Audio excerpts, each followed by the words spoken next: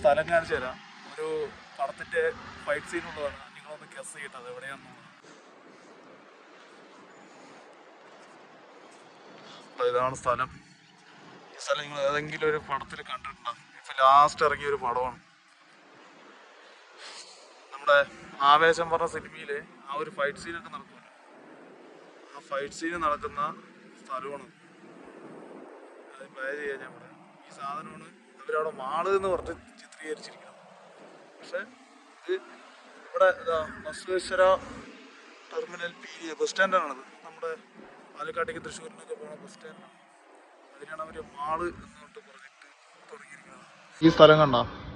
ഇത് പകലാണ്. രാത്രിയിലുള്ള എന്താണെന്നുള്ള കാര്യം അറിയില്ല. രാത്രിയാകുമ്പോൾ ലൈറ്റും കാര്യങ്ങളും പിന്നെ എക്സ്ട്രാ ലൈറ്റൊക്കെ ഒരു അറേഞ്ച് ചെയ്തതാണ്. ഇതാണ് പകലുള്ള സീൻ. ഇതാണ് ഇതിലാണ് മറ്റൊരു ഫൈറ്റ് സീന് പറഞ്ഞിട്ട് ഇത് മാളല്ല, ഇത് വെറും ഒരു ബസ് സ്റ്റാൻഡാണ്. തിരക്ക് ആൾ ഒഴിഞ്ഞ ബസ് സ്റ്റാൻഡാണ്.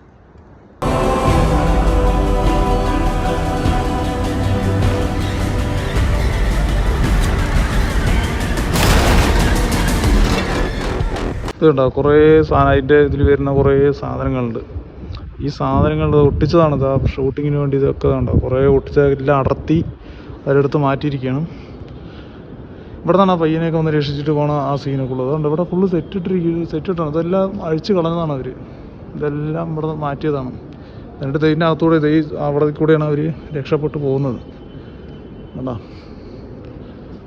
ഇതൊക്കെയാണ് ഫുള്ള് സെറ്റിട്ടതിൻ്റെയൊക്കെ ബാക്കി പത്രങ്ങളാണ് ഇതൊക്കെ കാണുന്നത്. കണ്ടോ എന്തായാലും സംഗതി അടിപൊളിയുണ്ട്.